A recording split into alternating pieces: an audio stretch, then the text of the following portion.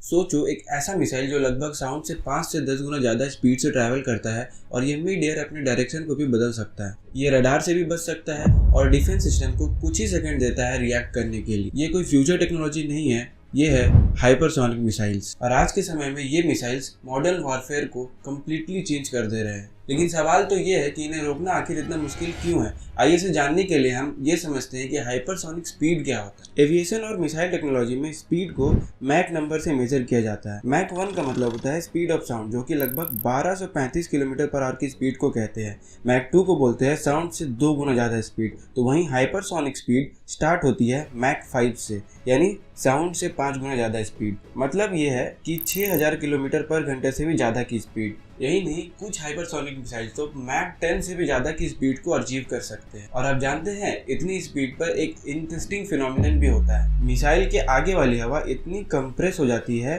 कि extreme heat generate होती है। टेम्परेचर 2000 से भी ज़्यादा हो जाता है और इस स्पीड पर मिसाइल के अराउंड एक प्लाज्मा लेयर बन जाता है, जिसे basically super heated ionised air कहते हैं। और इसीलिए हाइपरसोनिक व्हीकल को बनाने के लिए एडवांस हीट रेजिस्टेंट मटेरियल और स्पेशल एरोडायनेमिक्स चाहिए होता है। लेकिन हाइपरसोनिक मिसाइल की सिर्फ स्पीड ही डेंजरस नहीं होती है, बल्कि इनका फ्लाइट पैटर्न भी बहुत खतरनाक होता है। हाइपरसोनिक मिसाइल मेनली 2 तरीके के होते हैं, जिनमें से पहला है हाइपरसोनिक ग्लाइड मिसाइल। इसमें मिसाइल को पहले रॉकेट बूस्टर के थ्रू लॉन्च किया जाता है। बूस्टर मिसाइल को एक्सट्रीम स्पीड और हाई एल्टीट्यूड तक पुश करता है। इसके बाद ग्लाइड व्हीकल रॉकेट से सेपरेट हो जाता है और एटमॉस्फेयर के अंदर हाइपरसोनिक स्पीड से ग्लाइड करता है। और सबसे इंपॉर्टेंट है कि हाइपरसोनिक मिसाइल मिड एयर में अपने डायरेक्शन को चेंज कर सकता है। और इसके बाद आते हैं हाइपरसोनिक क्रूज मिसाइल्स, और ये इस्तेमाल करते हैं स्क्रैमजेट इंजन्स को। स्क्रैमजेट का फुल फॉर्म है सुपरसोनिक कंबसन रैमजेट। इस इंजन का कंसेप्ट काफी इंटरेस्टिंग है। नॉर्मल जेट इंजन्स में कंप्रेशन ब्लेड्स होते हैं जो एयर को कंप्रेस करते हैं, लेकिन स्क्रैमजेट में कोई मूविंग पार्ट नहीं होता है। और मिसाइल की जो एक्सट्रीम स्पीड होती है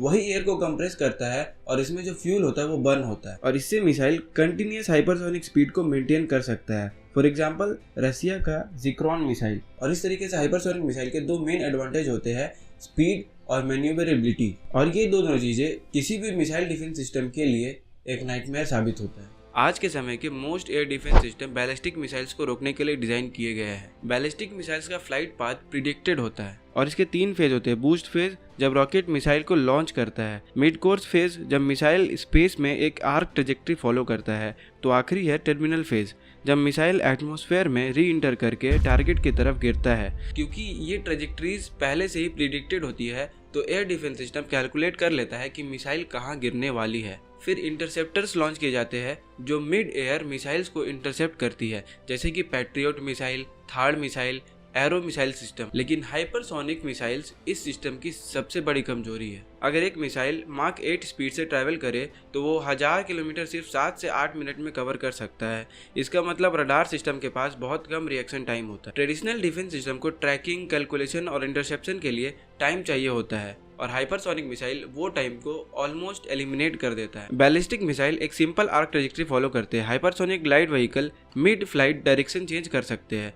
वो लेफ्ट या राइट शिफ्ट कर सकते हैं, एल्टीट्यूड चेंज कर सकते हैं, अनप्रिडिक्टेबल पाथ फॉलो कर सकते हैं। और इसी वजह से missile defence system exact interception point नहीं फाइंड कर पाते।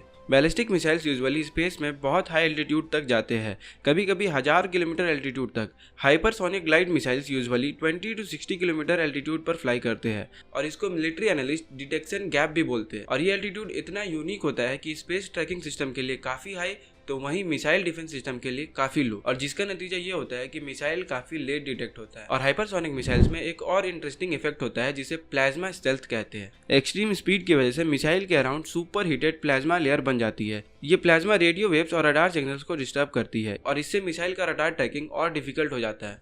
और इतनी स्पीड पर मिसाइल को सुपर हीट से डिफेंड भी करना होता है, तो इसके लिए इंजीनियर्स बहुत खास तरह के कंपोजिट्स को यूज करते हैं।